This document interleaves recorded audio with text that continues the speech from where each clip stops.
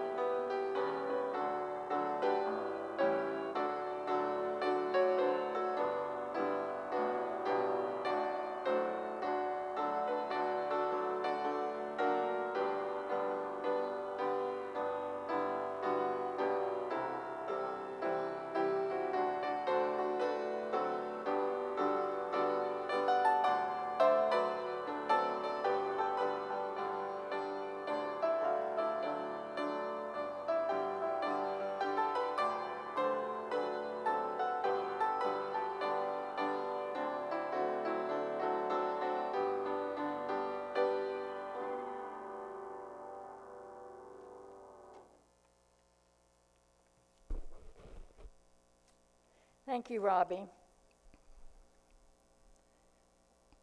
Good morning. Welcome to worship. We welcome you, whether you're streaming from home or with us in the sanctuary today. If you're a guest or visiting with us for the first time, welcome. We hope you know wherever you find yourself in your faith journey, you are always welcome here.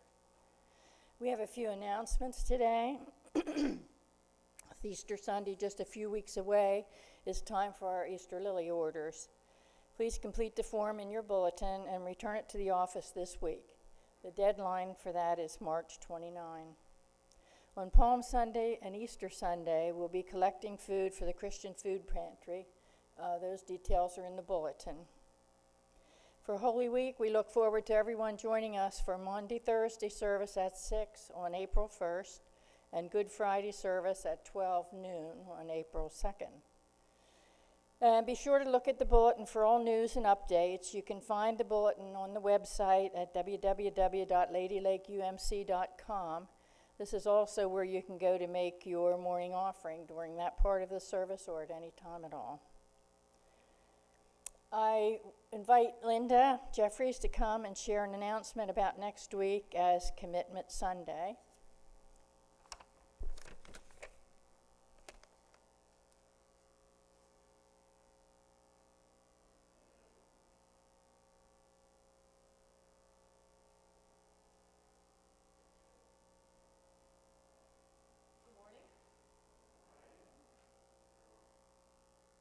On. Okay, here it is 1 week until your commitment cards are due. In case you don't remember, the commitment card looks like this. There will be extras out in the narthex next Sunday if you'd like to, if you forget yours. But where has the time gone? I'm happy to announce that 35 pledges have been turned in so far for a total of $66,400. That means that the rest of us have to come up with approximately $223,400 to fund 100% of the 2021 budget. And it was good to hear you laugh, because seriously, do I expect that amount to come in next Sunday? No. But boy, wouldn't it be wonderful and truly a gift from God. It's said that Palm Sunday, next Sunday, was the day of Jesus' triumphant entry into Jerusalem. It would truly be a triumphant day for Lady Lake if that 100% budget commitment came true. But enjoy your week. Pray for guidance in this very difficult but worthwhile decision as to how much you can help Lady Lake to be the most financially successful church possible. Once again, thanks for letting me be your stewardship chairperson.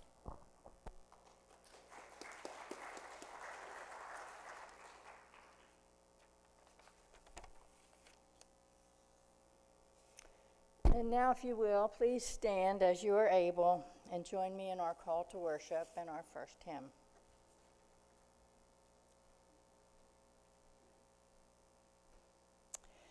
Give thanks to the Lord, whose steadfast love endures forever. The faithful give thanks to the Lord.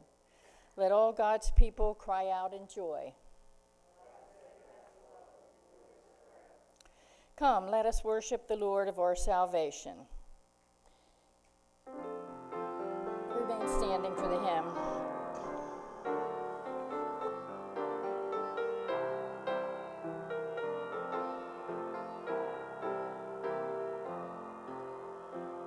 His name is wonderful. His name is wonderful.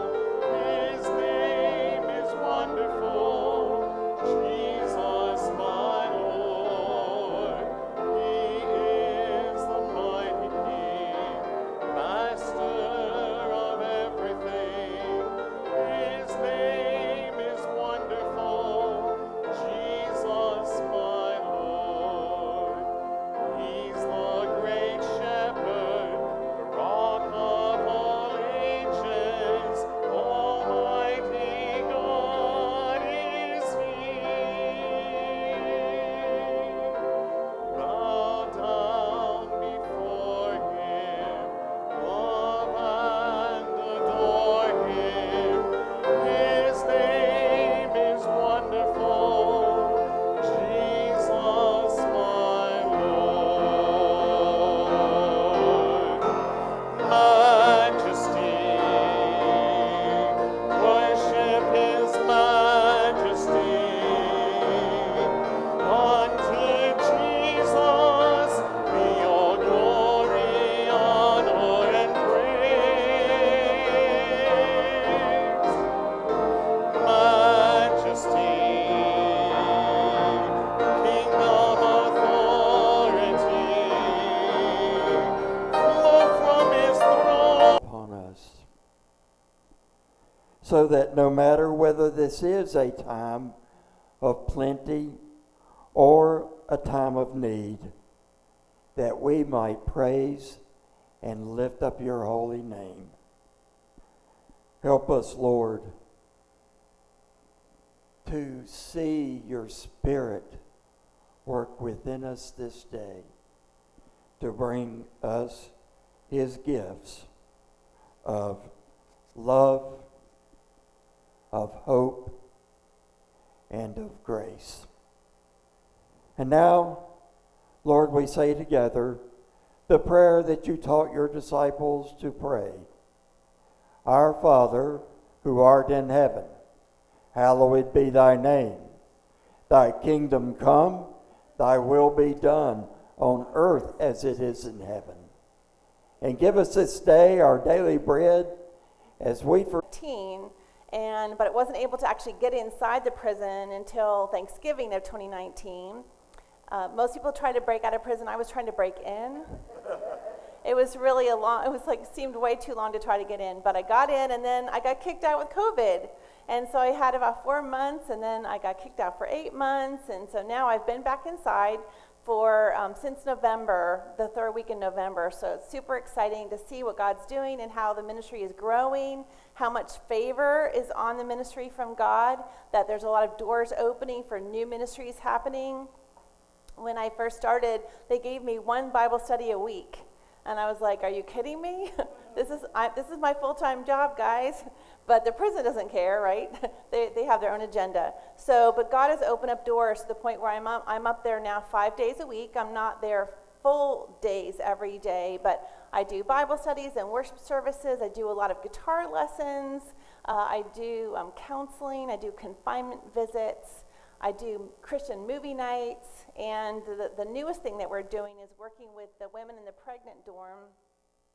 Lowell's the only women's prison in Florida that houses pregnant inmates, and so administration came to us and said, would you work with the pregnant women, and because they're kept segregated from the rest of the population, so they really weren't able to access a lot of the programming that the other women were getting.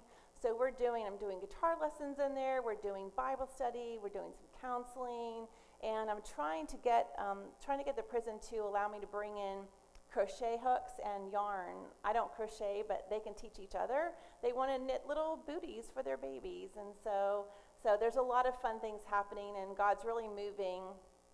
And there's a couple ways that you can get involved. One of them, some of you probably already know about, our Hope Letters. This is a correspondence mentoring ministry where we connect a woman on the outside with a woman on the inside. And some of you here are mentors. I know that my mother-in-law Bev is a mentor. And anybody else mentors out there?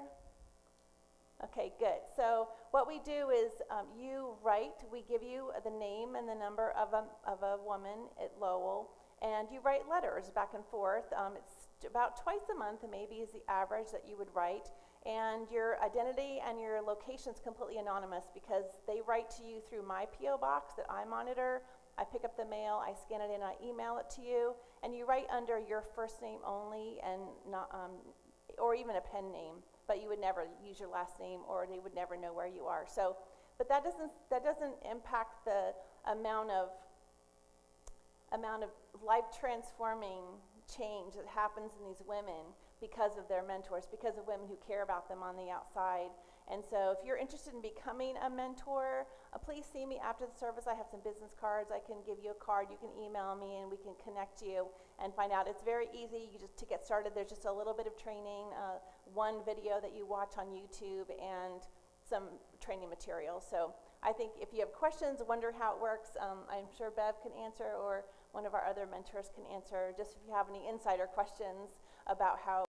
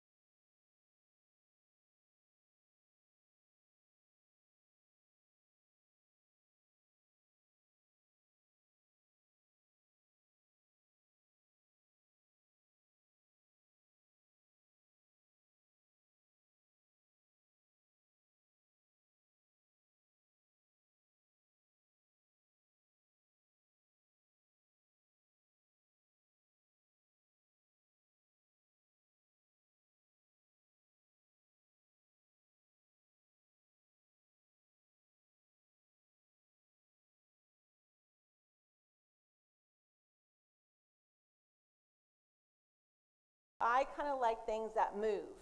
And I like to shoot through those tubes a million miles an hour and land in this big pool. I just love all that stuff. Well, when I went to Volcano Bay the first time, I found out they have this new ride called the Fearless River.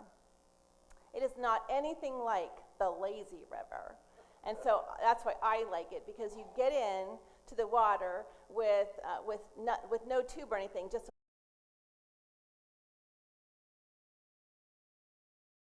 and flips you around and waves come over you and you're just twisting and turning and you're just giggling. I know I giggled the entire time, and you don't have to get out, which is great. You can just keep going around and around. And for me, and also one thing you have to notice, that anything that's not seriously attached to you will come off. Your sunglasses will come off, your little band that Universal gives you for your ticket, that will come off. Anything that's not really attached to you, it will come off. And then they put them in bins by the hour of when you were on the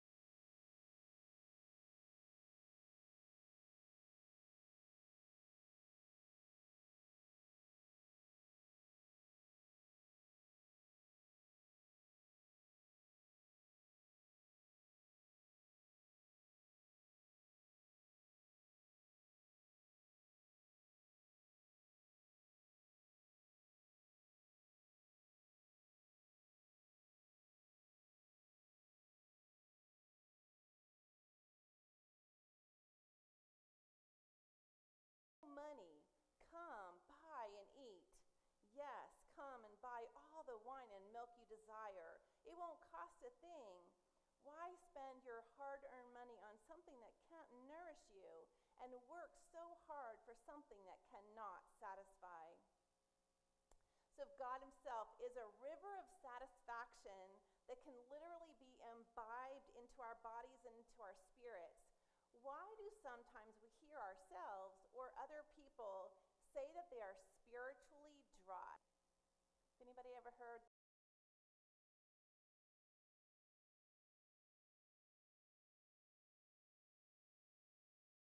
Have exchanged their glorious God for worthless idols. My people have committed two sins. They have forsaken me, the spring of living water, and they have dug their own cisterns, broken cisterns that cannot hold water.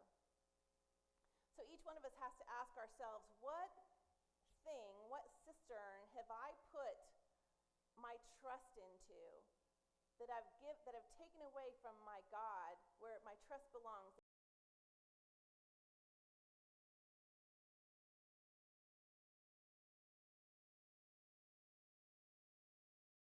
On our wish list to have is going to eventually and probably soon end up either in the garage sale or the dump.